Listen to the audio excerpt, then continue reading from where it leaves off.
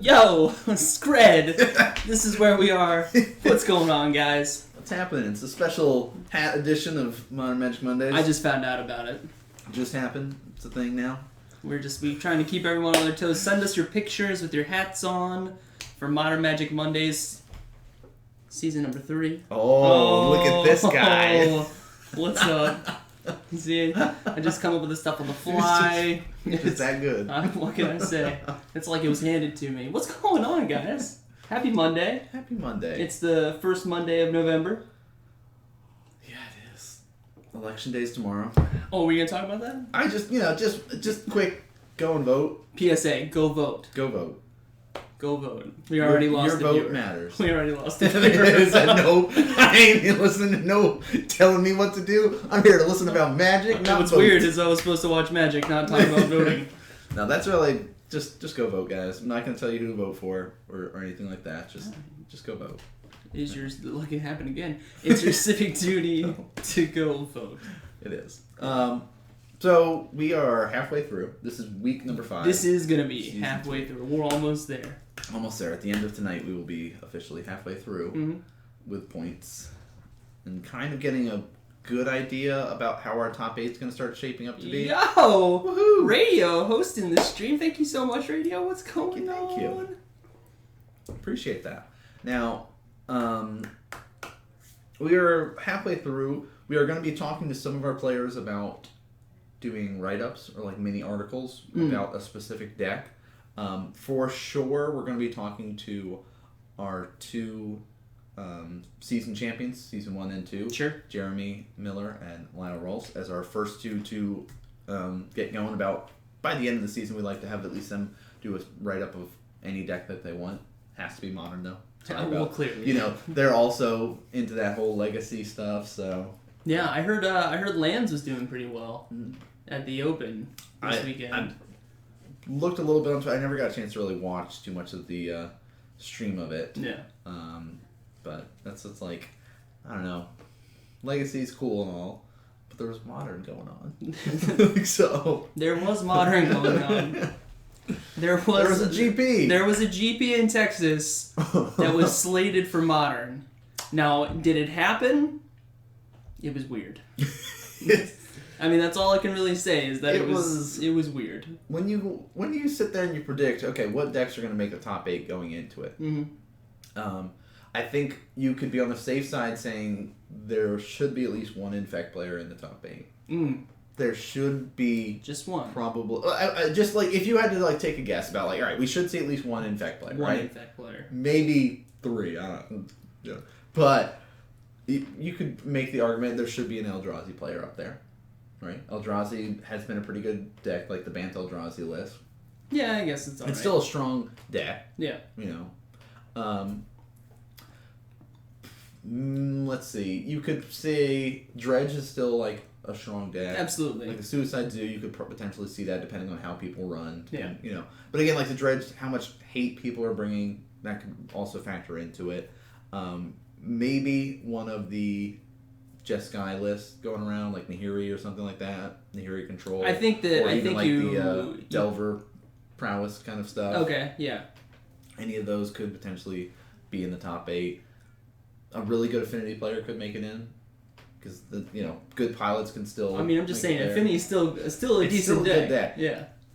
Never in any of these. I know. I'm gonna stop you right there. Okay. I'm gonna stop you right there. You're talking about that Grixis Control player. Never in your days. No, did you see the Grixis Control making the top 8? I know. I personally really like Grixis Control personally. Now. Control as itself, it's like, do I want to run more creature removal and Tassiger, or do I want to have Nahiri and an extra finisher? Sure. Like, you have to make that decision as a control player. What sort of control style do you want to play? So, there was a Grixis play, with seeing the decks that were played, and there was a lot of creature decks within the top 64 deck list, I can see why that deck was able to make it into the top 8. Sure. If you play really well, you have those good matchups of some of those decks Like, Infect, if you're matched up against Infect, you just wipe the floor with it and don't have to worry.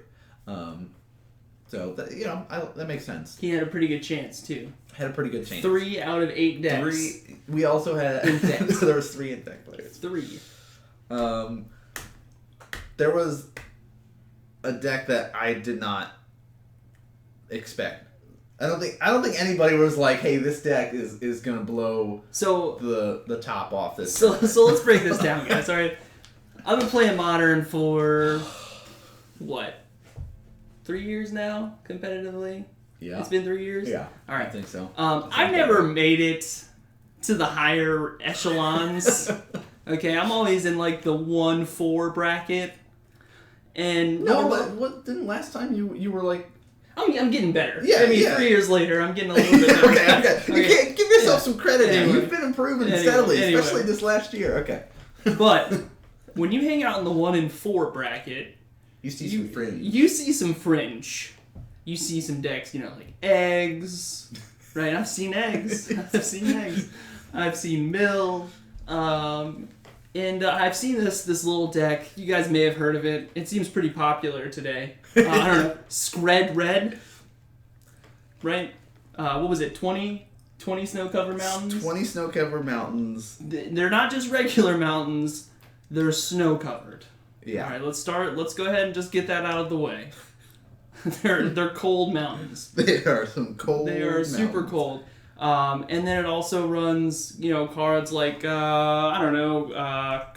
the Hammer. Mm-hmm. Koth of the Hammer. Is that it? I think it's just Koth the Hammer. No, it's Koth of the Hammer. Oh, that's not as cool. Yeah, it's not as cool. But, just a Planeswalker, 3 loyalty, untap a target mountain, it becomes a 4/4 red elemental creature. So, basically you're just doing weird shenanigans like this, and you're just, trying to burn the player down. I think they run Relic of Progenitus as well. They ran Fora. Yeah. Now, go ahead. Go ahead. So the versions that I've seen previously ran Boros Reckoner, but I don't remember seeing it in his list. And that's what I was checking to see, and I don't think that I saw any in his list. Now, I'm going to pull up that list for you guys. The namesake for this deck, Scred, is based on a card that deals damage to target creature equal to the number of snow-covered mountains. There he is. He is so happy. He's like, wearing a Lowe's hat, dude. Kevin Mackey. Go ahead. Sorry. So Scred is it deals damage to a creature based on the number of snow-covered. Is it snow-covered lands or snow-covered permanents? I can't remember the exact text on it. But snow permanents. Okay. So that is a thing, and they used to run it with Boros Reckoner because you can Scred your own creature and be like, well, I have 6 lands right now. I'm going to deal 6 damage to you instead of just to your creatures. But they weren't running that in this because they would just run, basically, here's all my snow-covered mountains, and here's my Blood Moons. Yeah.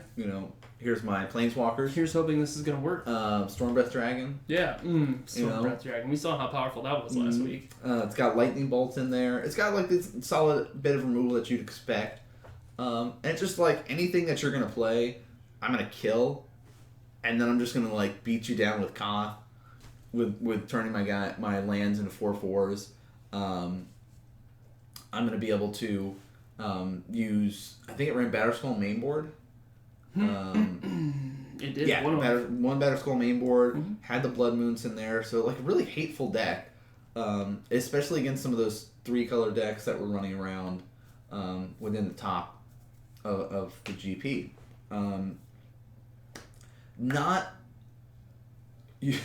the deck that you are going to see very often. Maybe you'll be seeing it more. Tier 5, maybe? It was a fringe deck. 5, Let's be honest. Tier 4? It was not a deck that was placing highly at GPs. And then you look at the rest of the top 64 list, there was not a single other copy of Scred Red in the top 64. No. But this also goes to show, play the deck that you know, and not just try to play a different deck going into a big event like this.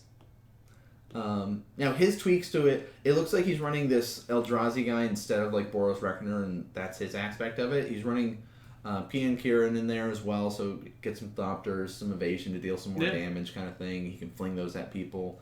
But what's the Eldrazi that he's running? Because I can't remember. So he's got Eternal Scourge. Eternal Scourge. It's a 3/3 for 3. I'm going to get it up here on the cardboard for us. But basically, you can cast it from exile. That seems pretty good. So, you know, I know you guys think that Path to Exile is the best card in Magic, and I agree with you. It's absolutely great, but it turns out Eternal Scourge, 3/3 for 3, you can cast it from exile. So even if you get rid of it once, you're going to have to continue to get rid of it. Mm-hmm. And then when it becomes a target of a spell or ability, you exile it. Yeah. So it's like a weird version of Illusion. Where Illusion, if it becomes a target of spell or ability, you have to destroy it. Right. Well, this is just exile it. Yeah, but you can cast it from exile. So it's always like, here's a lightning bolt coming at you. Yeah. Here's a lightning bolt. So I mean, it was a weird GP. You know, I saw Ari Lax decided to run Restore Balance. Mm-hmm. We had a couple people that were on Lantern Control and stuff. For that yeah. See, the meta's in a weird place, and I think that's why Skred did so well. Yeah. Was because if you look at his list, you know, he's running the 4 Koth, he's running 1 of the new Chandra, Torch of Defiance. Right, it was like Koth is standard for it, but the new Chandra fit quite nicely in that deck. So, and then you have, I mean, he just ran a lot of removal. 3 main board Anger of the Gods. Mm-hmm. I mean, in a format that is hyper aggressive, that is really creature based. Yes. I would say he's positioned well. If you're facing down a dredge deck, and then they like, oh look, I brought all my guys back. Well, Anger of the Gods. Yeah. Now your board is completely wiped, and all those things that you would normally be bringing back are now exiled. And then if you're like, oh sweet, I'm not going wide. I'm going for that pure style. Here's my Infect deck. Boom, lay down this guy. All right, Skred, he's dead. Yeah. Oh, Lightning Bolt, he's dead. Like. Chandra with Eternal Key. Yeah, basically. I mean, that's honestly why he did so well. Yeah. And I didn't get to see any of the matches, but I imagine the deck he probably had a lot of trouble with was that control deck there at the end. Mm-hmm. You know, because Corey Burkhart had a lot going on. He could do a lot. Until you can lay down one of those Blood Moons, you kind of are in a little bit of trouble against one of those control decks. Mm-hmm. But he ran a Mind Stone. Yes. Nan and I were talking about Mind Stone. He ran Relics of Progenitus. Yeah, I think it's pretty standard now. The Relic of Progenitus main board of 4 of, which like you face against a Dredge deck, or even like a Snapcaster deck, or Collected Company deck, Tarmogoyf deck. Mm-hmm. You're going to be able to have that kind of interaction and weaken down their strategy quite nicely. Yeah. The Mind Stone's a little bit different. I'm gonna get it back up for you guys because I think because I put it up a little bit in the beginning, but I'm telling you, it's all for card advantage. Pay 2 for a mana rock that taps for 1 colorless. Yep. Or you can pay 1, tap it, sack it, and draw a card. Dude, in a deck that could win the match at any time. Right? Like, so I just cycle, draw a card. It's basically... It is. Get rid of this mana rock, here's a mana rock. So, it's interesting. Not something you normally include in a deck, but I guess maybe he's seeing that, yes, having those draws off the Relics and having the draws off the Mind Stone are crucial to getting me where I need to go. Or, you know, it also lets him cast something like a Stormbreath Dragon on turn 4 instead of turn 5. Yeah. So, like, maybe that little bit, or, hey, turn 2 Blood Moon instead of turn... No, it wouldn't be turn 2. I mean, no one's going to, you know... Fast mana is fast mana. Fast mana is fast mana. However you look at it. Yeah. Well, I guess it would be turn 3... Turn 3. Koth, or turn 3 Chandra. Yeah. Look at him. He was sitting here judging it the entire time up until he started his thing like... Well, actually... Turn 3 Koth? So... You know, we'll probably talk a little bit more about the top 64 decks throughout tonight, but we just wanted to, you know, talk a little bit about the winner from the GB, because it's Congrats to him. Often Congrats that to we him. see a modern GP nowadays, and not I'm- often that we see a normal fringe deck win. But it's like 2017 is going to be a weird year. I think, you think about it, like laner control really wasn't much of a thing. Like it placed top 8 at a GP, and then next thing you know, it won a GP, and now there's still some floating around. So I think that's what we're gonna see with Scred. Is there's gonna start to be a couple that like people that maybe didn't know about that deck and saw it win and go, ooh, I have all these Koth the Hammer, and It's weird. They're just collecting dust in my trade binder. Now I can do some crazy stuff in Modern. There you go. So we'll see how that works out. But before we get into points and the actual coverage, it's the beginning of our night, so we usually just say a big thank you to you guys watching at home. Thank you very much for tuning in. Glad you guys can join us live. If you guys have missed us live, you've got, of course, the YouTube VODs. The VODs are also up on Twitch for a short period there, so you guys can watch through all that stuff. Really appreciate your guys' support. If you're watching live, make sure you guys are hitting the follow button here, because I know we were over on our old channel that had a lot more followers on there. So we're trying to migrate everybody over to this new channel, because we're trying to 100% branding for Modern Magic Mondays. We got Twitter, Twitch, and YouTube as well. So we've got all that kind of, we're covered. All streamlined for you guys. But Beam, we don't have Beam. What? Yeah, Beam's a thing. We'll talk about it later. Okay. But also we have, of course, shout out to our patron donors out there, because we do have a high enough backer level on the patron to get your logos up on stream, and good, of course, personal shout outs and all that kind of good stuff. Trip over at Comic Kung Fu, where we do all the filming for that, or you guys could do !shop in the chat there, and that'll pop up the information about where all this recording takes place. Oh, hey! This. That's cool. See? Wow. We've also got... We fancy. We try. We fancy. Chris Bennett, a.k.a. Dionysus Bacchus, over at Cork Street Tavern, manager there. He's the table judge extraordinaire. Also helps us out with all the sideboards tech that we've got for you guys. He does a great job helping out, and at least for us, makes it much easier for us knowing the sideboard stuff. Sure. And whenever we have a question about rulings and stuff like that, he's kind of our go-to guy. He keeps everyone honest. He does. At the feature match table. He also filled in for me when I was gone. It's true. So, awesome guy there. We've also got Matthew Manson, who is not at the high enough backer level to get a logo on camera, but does help support the stream every single month. Had a little bit of extra bucks. Says, you know what? I love Modern. Can't come out and play, but want to be able to help support what you guys are doing. So, big thank you to Matthew Manson for that. Thank you so much. And then we also have some people who have reached into their hearts, reached into their wallets, and have thrown us just a couple bucks here and there to keep the stream alive, to keep this dream that we have to bring you guys Modern Magic every week from our local metagame. And so we have just a couple big shout outs for them. We've got Drewski Baru, number one in our hearts. We've got the mystery donor Atticus.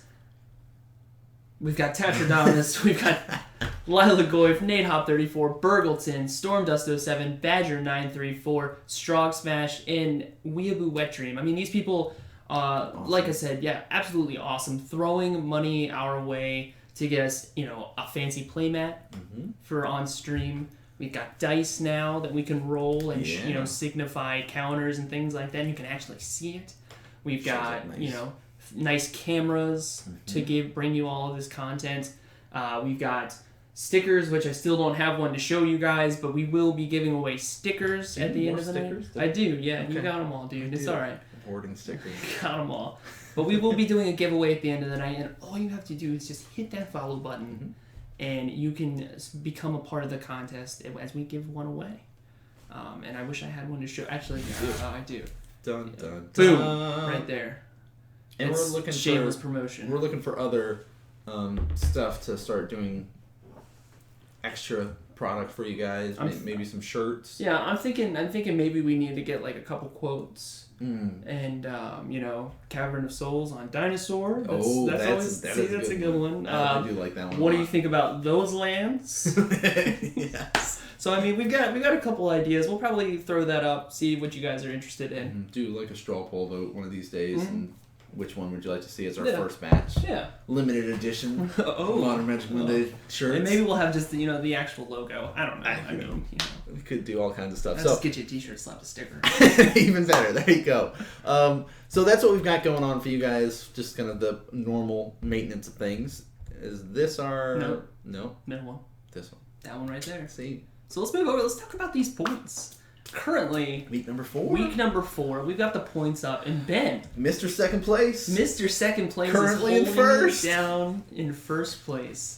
We've got Lyle and TJ tied up with 39 points. Julia and Josh Robinson are a new face for Season 3. Yes, very impressed with his performance.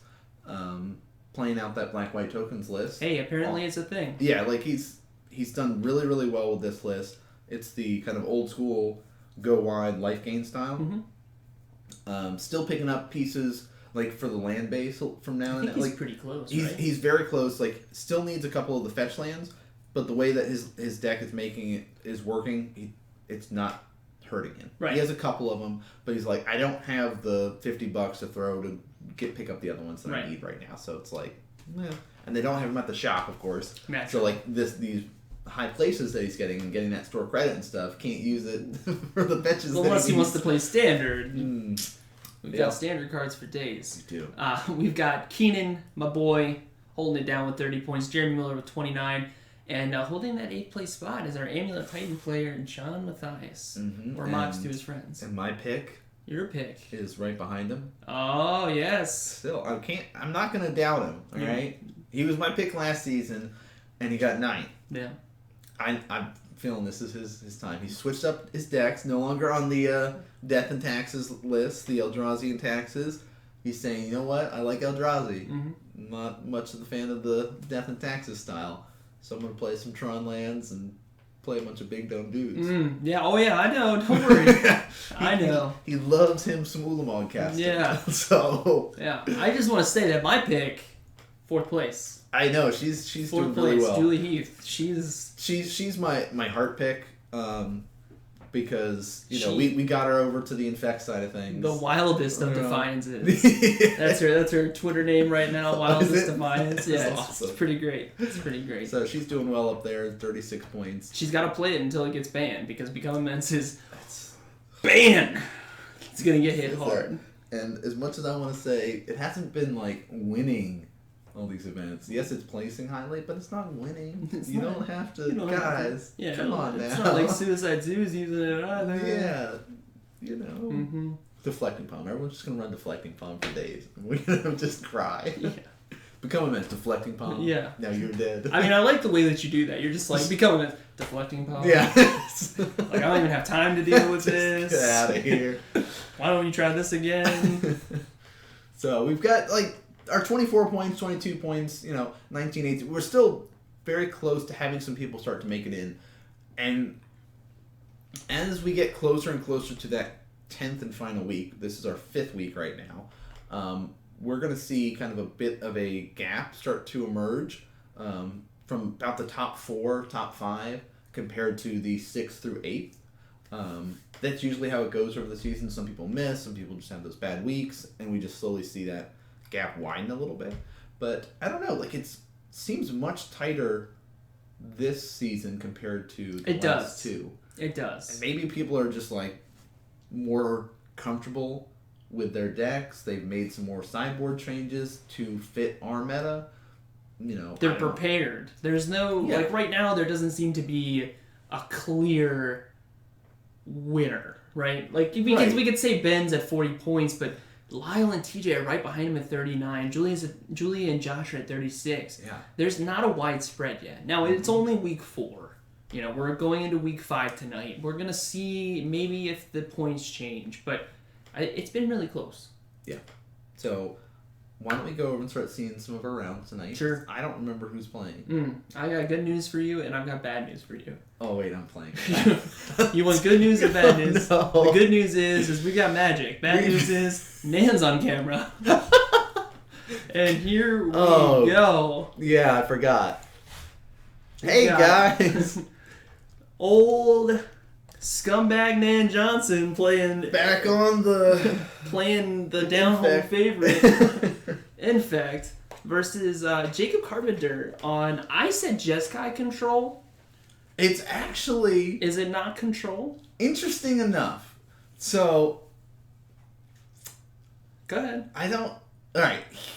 I'm listening.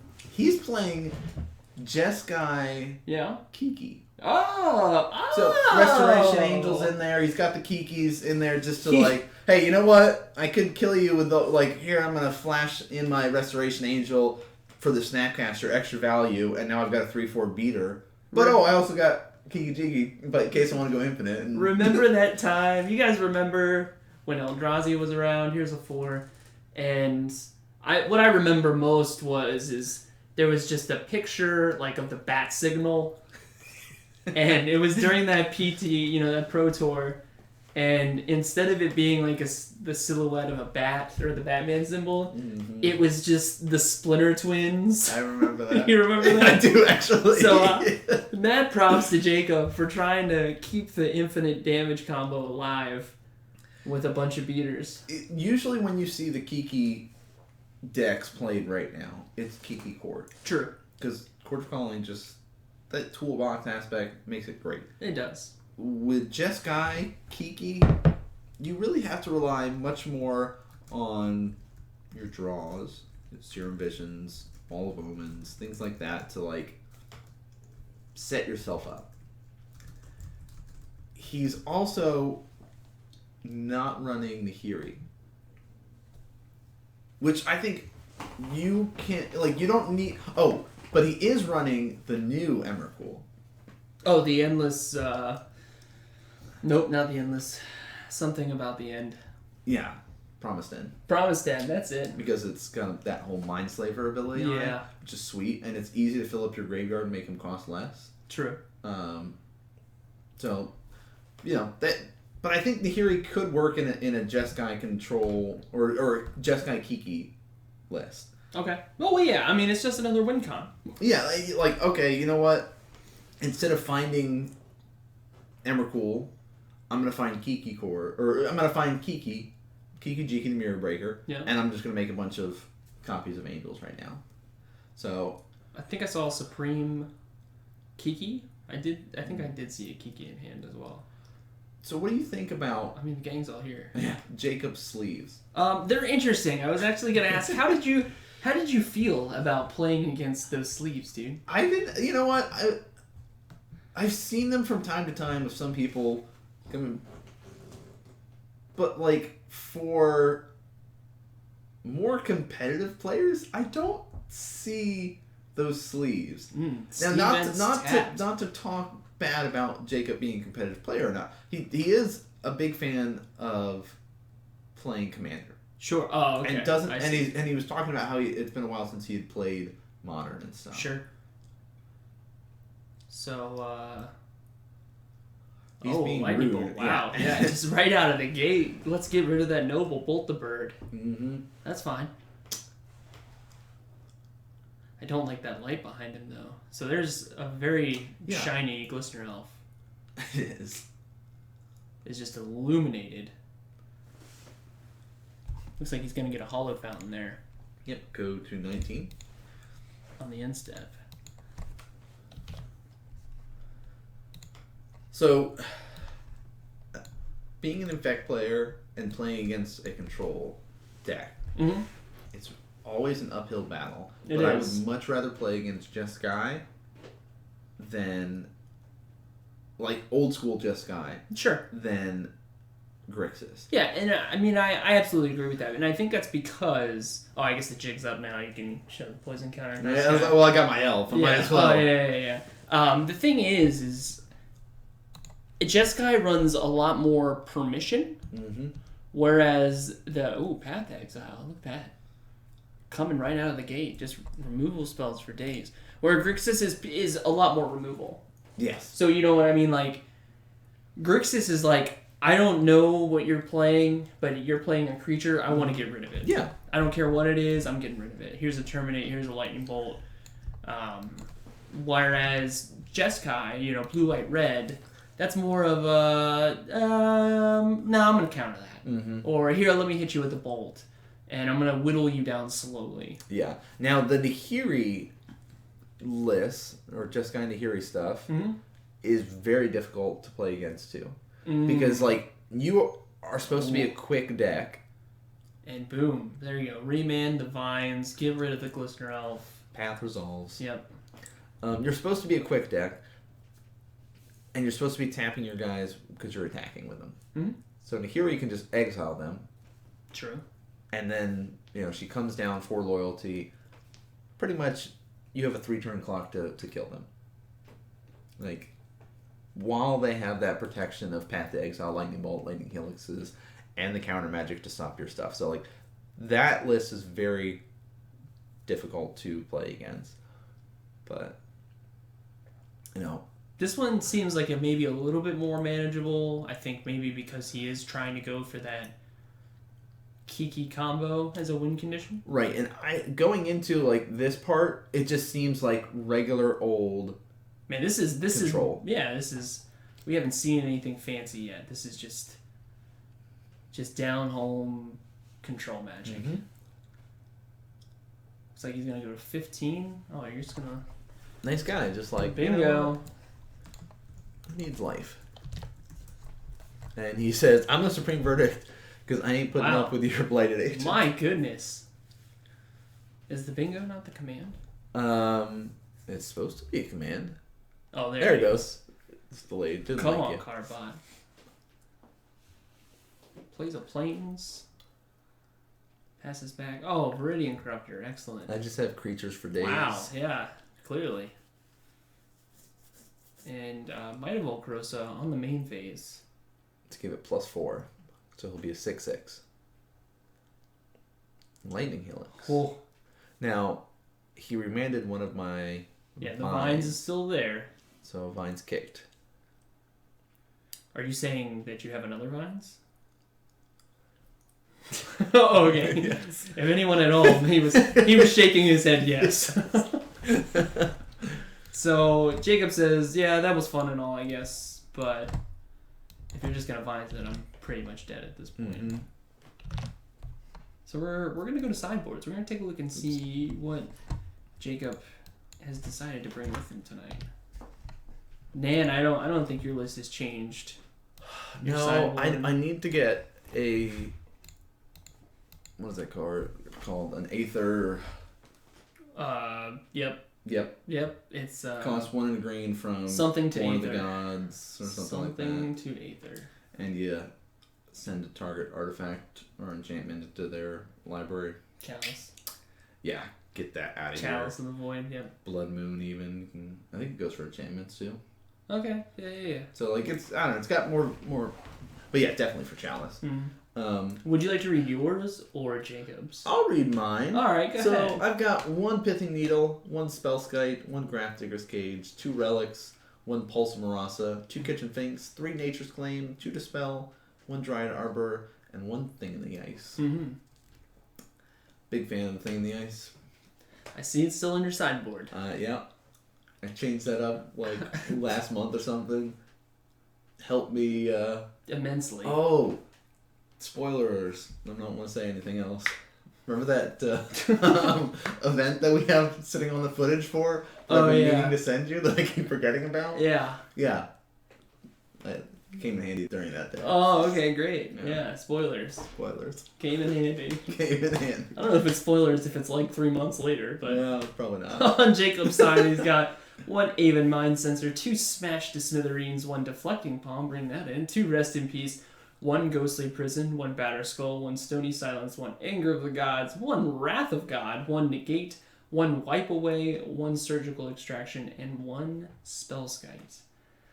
Alright, so we didn't talk about what you're bringing in against Jacob. Okay, so I'm going to be bringing in a Spellskite, 2 Dispels, maybe a Pulse. I for sure the Spellskite and the Dispels are like the big. I need to bring this in. Mm-hmm.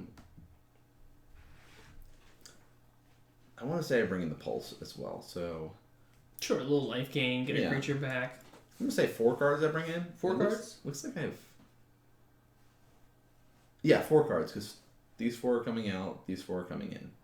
Okay. So 1 Spellskite, 1 Pulse, 2 Dispel. Cool. And on Jacob's side, let's take a look at some things here. A Deflecting Palm, I like here. Yeah. The Negate, the Spellskite, and is Ghostly Prison the one that I had to deal with? In order to attack, that I have to pay. Yeah, Ghostly 2 mana. Prison. Yeah. I like Ghostly Prison was a real bomb against me when I played the White Weenie deck that night. Spoiler alert. He won. So you were playing like red-white against red-white prison, right? no, it was pure white. Oh. It was mono white life gain.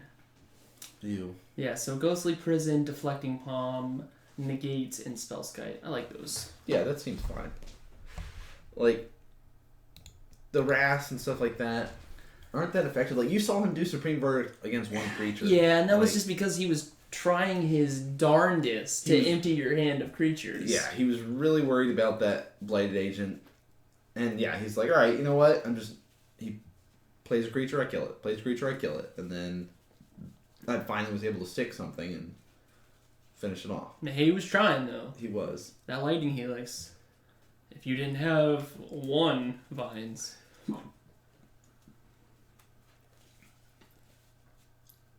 So we're going to go to 7 cards. We're going to take a look and see what we got. That's an Electrolyze. Flooded Strand, Wall of Omens. Wall of Omens isn't a bad card. Restoration Angel, but he's not a fan. Mm-mm. Probably a little light on mana, I would guess. Yeah, could be light on the mana. No bolts or paths or helixes in his hand, so probably just like meh. Did you have a shruggable hand? Is that what you're just like, yeah, why not? Probably. I think I was joking about how I took all my Infect creatures out and bordered in Tarmogoyfs and all damage creatures now. You know, because that's something that I have access to. Tarmogoyfs? No, I don't. Oh, I was going to say... Surprise! Wedding's over, bought some Goyfs! I mean, I guess now will be the time. Yeah, no, didn't do that. So we're going to go to 6 cards. Wall of Omens, Supreme Verdict, land, and... He's going to keep it. Oh, that's it's a Ghost Quarter? Yeah, so a fetch land and a Ghost Quarter. Ghost Quarter is actually pretty relevant against Infect. They've got 5 lands, they're like 3 breeding pools, 2 forest, 2 Pendelhaven, and then 4 Inkmoth. Mm-hmm. So like they don't have a lot of land, so you could be able to shut them off. Like blue, potentially. You can kill off their Inkmoths if they've got it.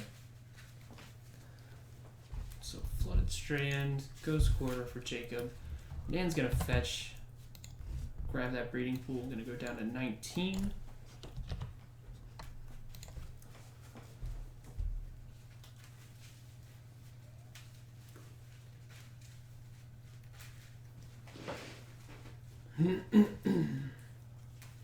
So at this point, I still am under the assumption that he's just playing Just a regular old Jeskai. Yeah, just the homegrown. So at this point, like he's kept his mana up. I opt for a Spellskite here to try to force out a Spell Snare or get some of his other Control out of the way. Yeah. Or worst case, he's got like a path or something, and I just get an extra mana out of it. But he opts for the remand here, which is fine. I'm in no rush. I'd rather have more protection later on than just throw down a Blighted Agent and have him just say, okay, cool, path it. Sure. Yeah. Try to eat some of that removal. Mm-hmm. Looks like he's got a Supreme in hand. He's going to draw for that remand.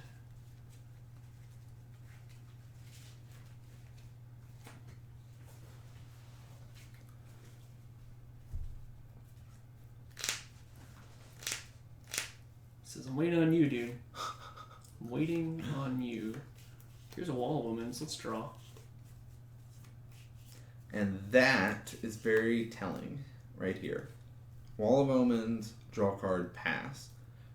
No lands, basically giving me the all clear. Yeah, come on to out. say, okay, Spellskite, and then I can play a Noble Hierarch or Glistener Elf at this point in time. And knowing that he's got a Ghost Quarter and a Hallowed Fountain, that's very limiting on the spells he can play. That means no Helixes, no Bolts. But he does get a Flooded Strand. Nice. Right off the top. Right off the top there, which helped him out. But not opting for anything else, just says, cool, I'll pass back over after that. As his deck should be playing, like it's the land go, and then when you try to do stuff, then I'll respond. Mm-hmm. Combat. I'm gonna block with this wall. That die representing 1 poison counter. Mm-hmm. -1 counters 2 creatures.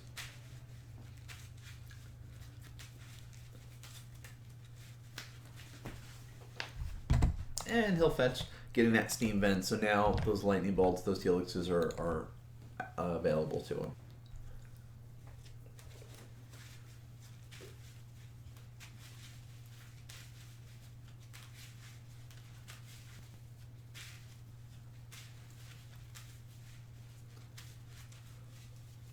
Okay, so I see a path, Supreme,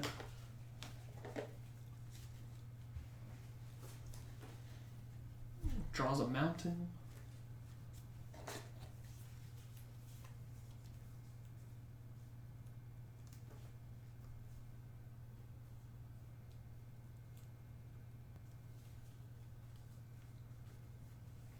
It looks like maybe that was the deflecting palm.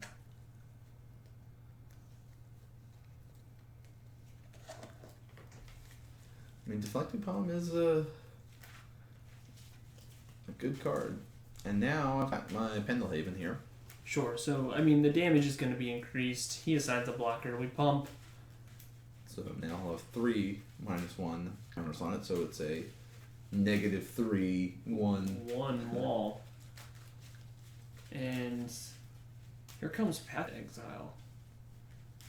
And boom.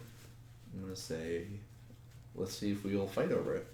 Like, do you have any counter magic or anything? Is this really worth it to try?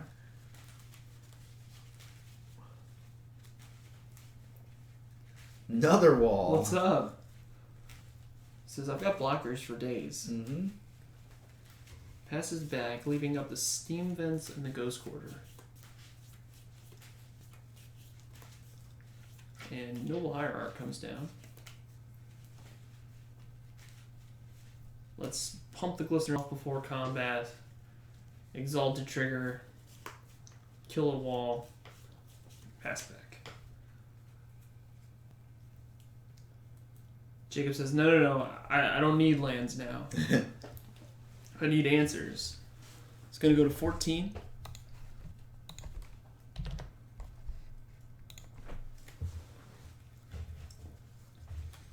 And Wrath of God. Yeah, like that's a fine play at this point in time. I have 3 creatures, he's got 1. So much better than the Supreme Verdict that he played in game 1. And like I have an Ink Moth. So like that's perfectly reasonable. Oh, is that a... I'm looking. I know there was a Wrath effect on there. But I have another elf and I'll just pass on over. And he's going to go for the Helix here on my elf.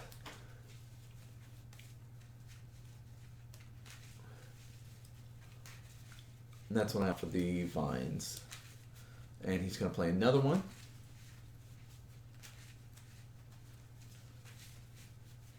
No, it's not. We didn't put the Wrath effect on there? No. Oh, that'll Spoilers. be for season 4. Must be on season 4. 2 Helixes. 2 Helix. So first Helix, Vine's second, and then he's responding with the second one. And so I'm sitting here going, how much do I want to opt for? And so I decide, you know what? I'll use 2 of my pumps here, 1 protection, one pump. Save my creature. Table job helping out because he is going to gain a little bit of life there. Yep. The top one, of course, does resolve before Vines kicks in.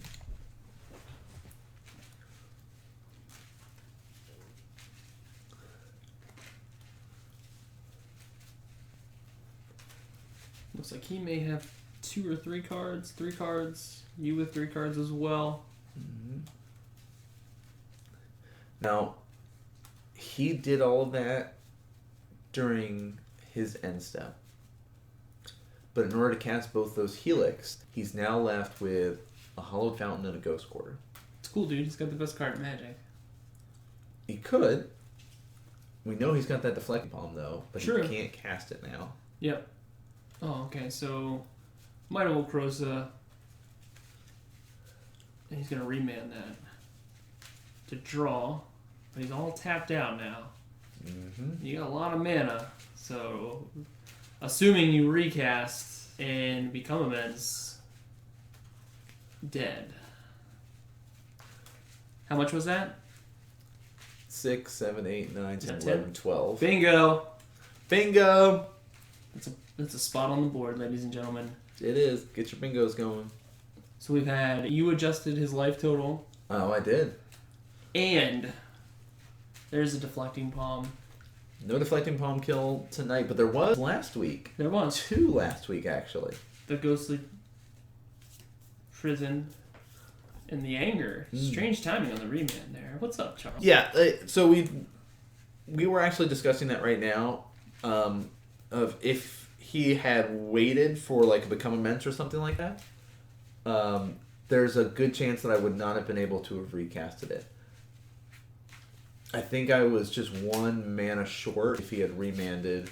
I think I had 9 cards or something like that in the graveyard. Oh, okay. So I had a land in hand, but I think like, you know, it after he remanded the Might, then it was kind of all clear for me to go. But if he had let the Might go and then remanded the Become Amends, no, then it would have been the 10th card, because then Might would have gone off and gone to the graveyard. So either way, it would have worked out fine. But yes. Charles talking about, maybe it didn't matter, but you still have to play like he doesn't have it. Yeah. Yeah. Right. So that's like you just, to help you get better, like, gotta sit there and figure out these different lines of play. And he was mentioning how he doesn't like Infect, playing against it. I get that. I don't think a lot of people like to play against Infect. No, you can play it all day. It's great when you play it. When you have to play against it, it's not where you want to be. No, I don't really mind the mirror matchup as much. It's because you played it so much. I think it's because I'm so used to how the deck is supposed to work that I understand what my opponent's supposed to be doing too. Yeah. But I don't know. Not everybody likes mirror matchups, so that was round 1 in the books. We'll check our points. Let's do it. See how the rest of the team is doing. Ooh. Hey, we've got a tie. We do. Ben Newton and Michael Maurer. Yep. That one. That's gonna be how we say it tonight. Maurer. Some of our regulars sitting there with 3 points though. Yeah, and we've got Leighton Lyle, Tim, Jamie, Ben Farabee, Warren Zeff, and Josh all sitting with 3 points. But it is only going into round 2, so we do have Jacob, Julia, Ryan, Chris, Dustin, TJ, Dwayne, Alicia, and Max. It's still anyone's night. It is. Like, it's early on, anything can happen. So let's slide over and check out round 2 and see who we've got on camera. What sort of exciting magic we can bring y'all.